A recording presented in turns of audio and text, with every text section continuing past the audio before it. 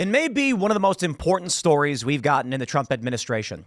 Donald Trump has reached out to Vladimir Putin to negotiate an end to the Ukraine war. Now, the pundits have claimed that we're aiding the Ukrainians because we have to stop Putin before he invades Europe. Yeah, it's a bunch of hogwash. Vladimir Putin's interests we can break down, and I'm going to go through the history of this conflict. And it's surface level. I wish I knew more, but I do not have security clearance. But I can give you a general overview of why we are active in this conflict between Ukraine and Russia. Now, the best interests of the United States are not served by whatever is going on there, and Donald Trump knows it, and he wants to negotiate peace. There are people dying, it is disrupting the global economy, and it's pushing us to the brink of World War III. So Trump gets on the phone with Putin and says, let's put a stop to this. In this process, he's brought back some prisoners from, I believe, one so far. I could be getting the number wrong, but he's negotiating with Putin to bring back people who are being held by Russia. This is good news for Russia. It's good news for the United States. It's bad news for Ukraine. But this is the reality of war. There's never going to be winners because after the war, you're still devastated. You're still destroyed. But the best thing I think we can get out of this is maybe not wasting our resources, not seeing more death. Ukraine will no longer have to be drafting the elderly or young women. Russia, of course, will stop sending wave after wave of their own men to die in this conflict. But the media, of course, none too happy. As we know, if you were listening to the live show this morning, Elon Musk's Doge uncovered what appears to be a mass social deception campaign the government was funding. Donald Trump's kind of upset about it, and he wants to have money back. But we don't know to the extent that the U.S. was actually manipulating the public. They are, and there have been a lot of programs to that effect, which, of course, we talked about in the morning live show. As of right now, it is funny to me to see all the stories popping up. The moment Trump begins to negotiate a peace settlement, all of the press lines up to say Vladimir Putin will attack Europe. I believe it's a lie. I don't believe it's true. There's a possibility. I don't trust Vladimir Putin. He's not a good guy. I don't like the guy. I believe he's the principal aggressor in the conflict, and I think we can acknowledge that that's fine. But that doesn't mean we keep this war going indefinitely. But let's break all this down so I can explain to you guys a bit of what's going on with this war, as the Daily Mail say that Putin is going to invade. Now, I know there's a lot of people out there who love putting the Ukrainian flag in their bios. I just want to say this to each and every one of you, maybe not them because they're not listening. In what reality does a foreign nation who is not an ally receive hundreds of billions of dollars in aid, funding, intelligence, military assets, fly to the United States, get our Congress to wave their flag? Absolutely. I can already hear everyone screaming, Israel. I don't care which country it is. It is an absurdity. And I'm done playing this game. If you want war and you want conflict, Congress can vote for it. And you can convince the American people why we need to be actively involved in this. But in the meantime, as Donald Trump is negotiating peace, I'm going to say, thank you, Mr. President. So let's break all of this down, starting with the current news. Before we get started, of course, my friends, check it out. If you guys go to rumble.com/TimPool, there's a playlist with our 2 full-length documentaries, Lauren Southern's Infringed and Game of Money, now available to Rumble Premium members. More awesome stuff to come. So go to timcastpremium.com, sign up for Rumble Premium, use promo code TIM10, TIM10. You'll get $10 off, and you'll get access to all of the amazing content that we're going to be producing. But if you want to join our community events, head over to timcast.com and click join us to get involved on the Discord server to hang out with like-minded individuals. A lot of fun. It's going to be a lot more easy and apparent once we get the culture war on the ground with you guys as members debating on the big stage. For the time being, check out Rumble Premium. We've got a bunch of awesome stuff at our documentaries as well as the Green Room Show, and more awesome stuff to come. But let's jump into this story, my friends. Daily Mail reports now Putin is poised to invade Europe. As Trump casts Ukraine aside, spy chiefs warn Russia is preparing for large-scale war by 2030, with president's peace talks compared to Chamberlain appeasing Hitler. You gotta love it, my friends. Now, ain't nobody's going to be praising Chamberlain. If those are not familiar, he has the beautiful quote, and I mean that somewhat facetiously, of peace in our time. Yeah, he basically telling Hitler, like, okay, we don't want to be involved in the war. How about we just wrap things up? After Hitler had already been fighting quite a bit. And then what happened? The Blitz. when Germany began bombing London. And I'm not a big World War II history buff, so I'm probably getting some of that wrong. Forgive me. But Chamberlain was criticized as being too deferential, desperately trying to avoid war. I think it's fair to say that he was a bit naive, and you needed a Winston Churchill to come in with a boot. And, of course, with the United States and Russia, we crushed Germany and ended World War II. Although it's not like the end results. I'll put it this way. That there's no winners in war. Although the outcome was preferable, a lot of bad stuff still comes out of these wars. The destabilization of Europe and the various empires and the colonial powers. I mean, it was bad all across the board. But I think it's good that we ended that conflict. Now, I'm torn. I understand Chamberlain didn't want war. Why would anyone? And he thought he could appease Hitler and he couldn't. But come on. Let's be real.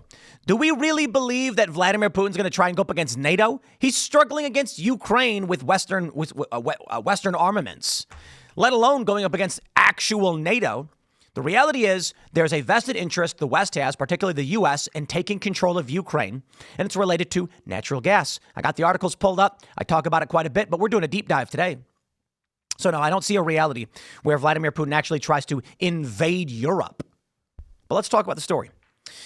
Donald Trump's concessions on Ukraine have played into the hands of Vladimir Putin, experts have warned, at a time when intelligence chiefs say Moscow is preparing its military for a major war in Europe.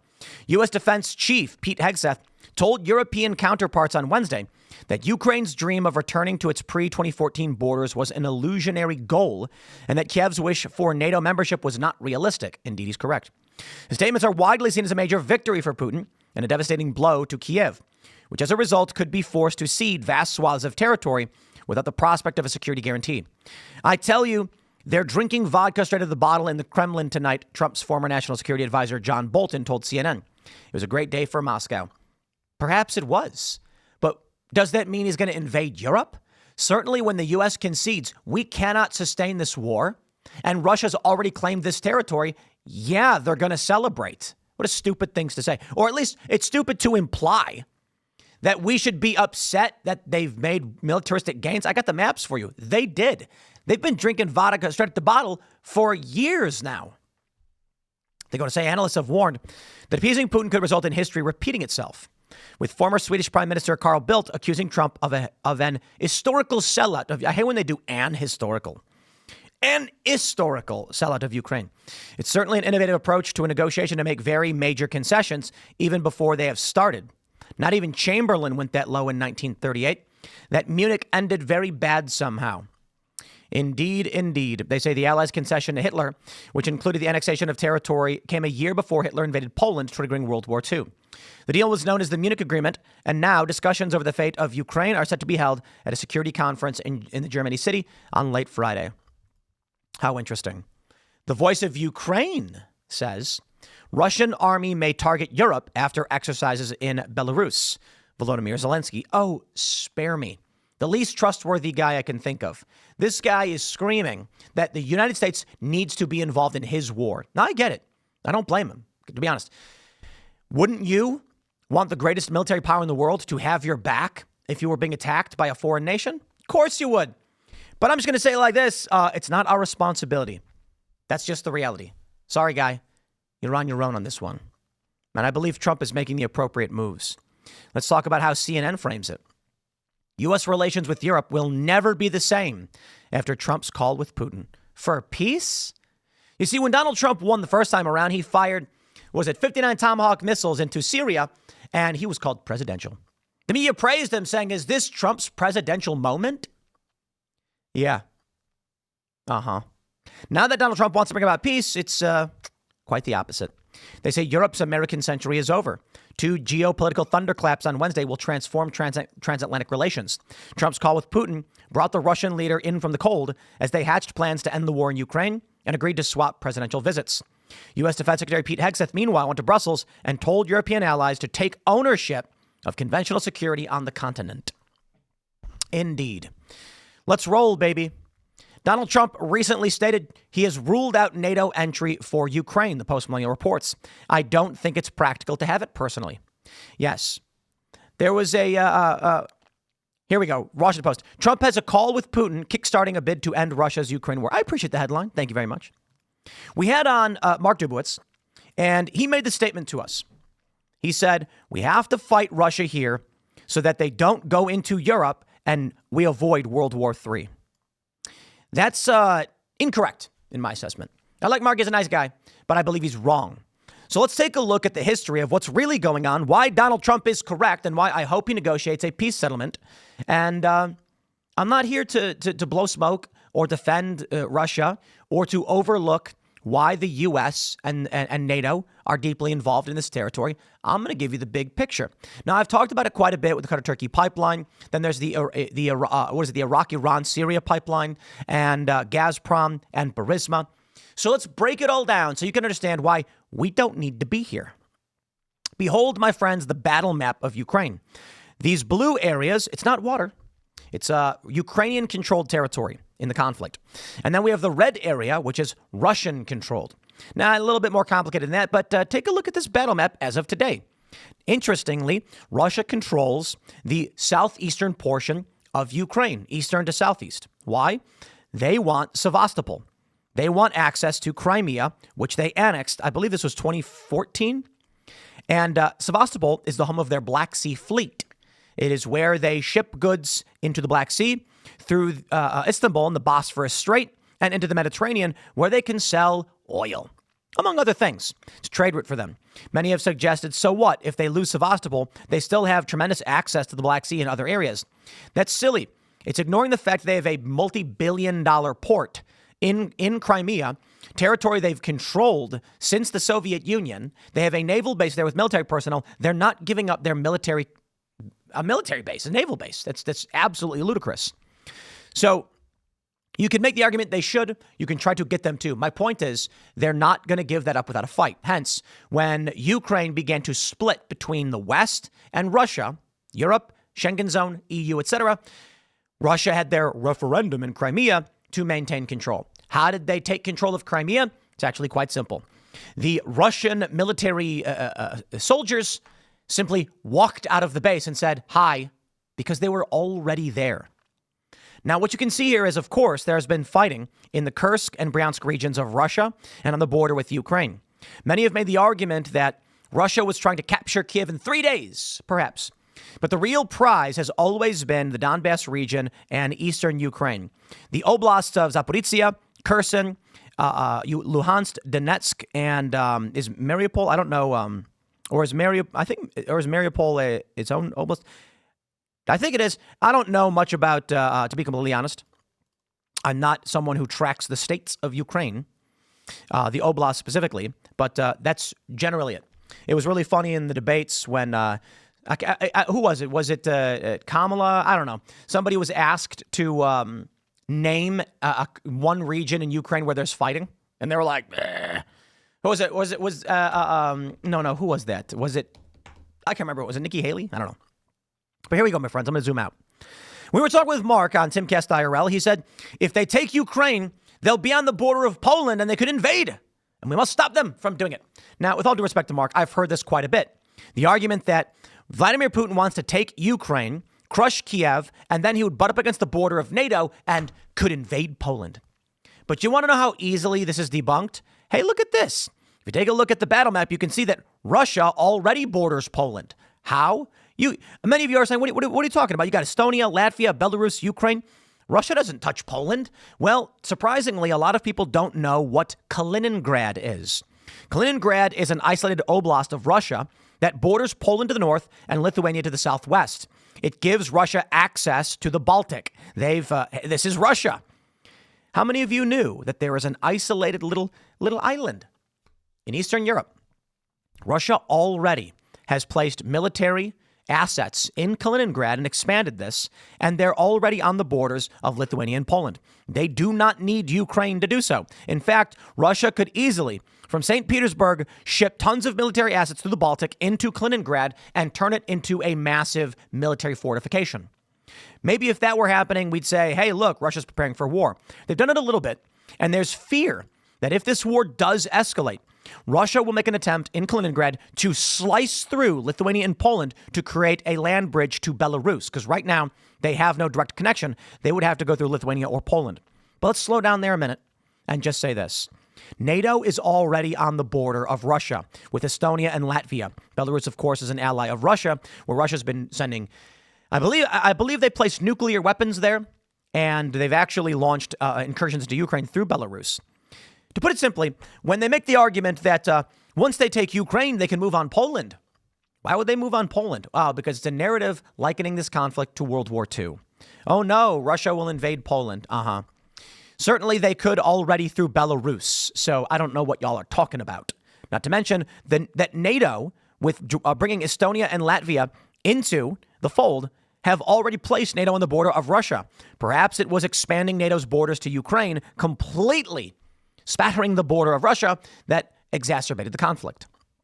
Now, my friends, I will take you back in time. The Qatar-Turkey pipeline. Proposal to build a natural gas pipeline from the Iranian-controlled South Pars North Dome gas condensate field towards Turkey, where it could connect with the Nabucco pipeline to supply European customers as well as Turkey. One proposed route to Turkey was via Saudi Arabia, Jordan, and Syria, and another was through Saudi Arabia, Kuwait, and Iraq. After the fall of the Assad regime, the Turkish energy minister Alparslan Bayraktar, probably pronouncing it wrong, stated that the pipeline project could be revived if Syria achieves its territorial integrity and stability. Indeed. Take a look at this. Actually, let's do this. Here's a story from The Guardian going way back. It's from 2013. And it says, I'll try and go quick and just give you the tidbits. Not that we necessarily trust everything The Guardian reports, to be fair. They say on 21st of August, hundreds, perhaps over 1,000 people were killed in a chemical weapon attack in Ghouta, Damascus, prompting the U.S., UK, and Israel and France to raise the specter of military strikes against Bashar al-Assad's forces. The latest episode is merely one more horrific event in a conflict that has increasingly taken on genocidal characteristics. The case for action at first glance is indisputable. The UN now confirms a death toll of over 100,000. Mind you, this story is from 2013. It's important. They say experts are unanimous that the shocking footage of civilians, including children, suffering the effects of some sort of chemical attack is real, but remain divided on whether it involved military-grade chemical weapons, blah, blah, blah. So let's jump down. They're going to say the 2011 uprisings, it would seem, triggered by a confluence of domestic energy shortages and climate-induced droughts, which led to a massive flood price hikes, came at the opportune moment that was quickly exploited. Leaked emails from the private intelligence firm Stratfor included notes from a meeting with Pentagon officials confirming U.S.-UK training of Syrian opposition forces since 2011 aimed at eliciting collapse of Assad's regime from within. Do y'all remember the leaked emails from Stratfor? It's a long time ago, but this was back in the Hacker Anonymous days when these hacktivists were digging up and dumping data files. Stratfor was a private intelligence company, not necessarily meaning everything they say is correct, but it would appear that there was an effort to collapse the Assad regime. Why would that be? They're going to mention that what was unfolding. According to retired NATO Secretary General Wesley Clark, a memo from the Office of the U.S. Secretary of Defense just a few weeks after 9/11 revealed plans to attack and destroy the governments in 7 countries in 5 years, starting with Iraq and moving through Syria, Lebanon, Libya, Somalia, Sudan, and Iran. In a subsequent interview, Clark argues this strategy is fundamentally about control of the region's vast oil and gas resources. Much of the strategy currently at play was candidly described in a 2008 U.S. Army-funded RAND report, Unfolding the Future of Long War. The report noted that economies of the industrialized states will continue to rely heavily on oil, thus making it a strategically important resource. As most oil will be produced in the Middle East, the U.S. has motive for maintaining stability in and good relations with Middle Eastern states. In context, the report identified several potential trajectories for regional policy focused on protecting access to Gulf oil supplies, among which the following are the most salient. Blah, blah, blah. You get the point.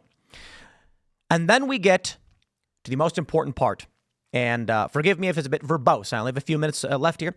These strategic concerns, motivated by fear and expanding Iranian influence, impacted Syria primarily in relation to pipeline geopolitics. In 2009, the same year, former French Minister Dumas alleges the British began deploying planning operations in Syria. Assad refused to sign a proposed agreement with Qatar that would run a pipeline through the latter's North Field, contiguous with Iran's South Pars Field, through Saudi Arabia, Jordan, Syria, and onto Turkey, with a view to supply European markets, albeit crucially bypassing Russia. An Agence France Presse report claimed Assad's rationale was to protect the interest of his Russian ally, which is Europe's top supplier of natural gas. Instead, the following year, Assad pursued negotiations for an alternative $10 billion pipeline with Iran, across Iraq to Syria that would also potentially allow Iran to supply gas to Europe from its South Pars field shared with Qatar. The memorandum of understanding for the project was designed in July 2012, just as Syria's civil war was spreading to Damascus and Aleppo. The Iran-Iraq-Syria pipeline plan was a direct slap in the face to Qatar's plans. No wonder Saudi Prince Bandir bin Sultan, in a failed attempt to bribe Russia to switch sides, told Vladimir Putin, whatever regime comes after Assad, it will be completely in Saudi Arabia's hands and will not sign any agreement following any Gulf country to transport its gas across Syria to Europe. So back to whence we came. Let me give you the gist of it. There was to be a pipeline that was going to run through Jordan, Syria, etc., into Turkey. And it was going to offset Russia's control of gas in the country, which runs through Ukraine. Running through Turkey into Europe would cut off a large portion of Russia's access. When this was failing and the U.S. was struggling to topple Bashar al-Assad's regime because they needed to run that pipeline through Syria, otherwise, Iran was going to run it through Iraq and Syria and strengthen this eastern control of gas in Europe. Well, Burisma pops up, a natural gas and energy company in which there's a director of counterterrorism from the CIA on the board, as well as Joe Biden's son. Ultimately, what it boils down to is, as one piece of the puzzle, Ukraine was in a political crisis. Elements of the West were trying with soft power to subvert its government to bring on more pro-Western political elements. Russia did not want this. In simplest forms, they said, as the soft war is being lost, we are escalating into hot conflict. Russia decided to invade to take this territory and gain control of the land bridge to Crimea. Because if Ukraine were to fall to NATO in their minds, or join NATO, as we would phrase it, they could lose access to the Black Sea entirely and get cut off from a major military base and lose tremendous assets. Then we can also add into the mix the Nord Stream 2 pipeline, which was bombed. It is believed now by CIA frogmen, they call it. Germany has accused a Ukrainian of bombing the Nord Stream 2 pipeline, which was a Russian pipeline supplying gas to Germany. The U.S. was upset that Germany kept buying gas from Russia, strengthening Russia's economy and giving them more control in the continent. But Germany was basically saying, we need the energy. The U.S. was trying to find a way to stop this, and they weren't doing so well. Ladies and gentlemen, Donald Trump is seeking to end the conflict, and rightly so. These are the reasons for everything that's going on. Do I care all that much about the European economic bloc? I believe that the U.S. does not shore up its borders, secure its workforce, bolster its economy, labor force, trade agreements. My view is that it's going to fall apart. We are spread very thin. The U.S. is desperately struggling against an expanding China and Russia, and we are weak at home and being attacked mercilessly. The previous administration's mentality was, who cares about the strength of the United States? Well, I live here. I can understand the complexities of the conflict and why we want cheaper energy into Europe, our principal allies. But I don't believe it's worth expanding into World War III. Perhaps we should be negotiating economic deals that strengthen trade agreements, because strong trade agreements can actually help prevent war, as no one really wants to lose all of their money and luxury. That is, going to war with Russia over gas is more likely to make Russia want to go to war with us. Us being involved in Ukraine the whole time is creating tensions. I certainly blame Russia for the invasion, but perhaps a better way to handle these things would be to create irreparable, or I should say unbreakable, not irreparable, unbreakable gas deals where Russia doesn't want conflict because they're happy with our trade agreements. Perhaps a bit naive. What I can say right now is, if they're concerned about war in Europe, it is these neoconservative, neoliberal warmonger forces that are driving us to that point. So, my friends, to put it simply, while I certainly don't know everything about the conflict, these are large principal reasons for what is going on, and I don't believe any of it is justified. You want to go to the American people and make your case, please do so. In the meantime, I believe Donald Trump is making the correct moves in ending this conflict. Best of luck, Mr. President. I'll leave it there. Smash the like button, share the show with everyone you know. We got more segments coming up. Stay tuned, and we will see you all in the next segment.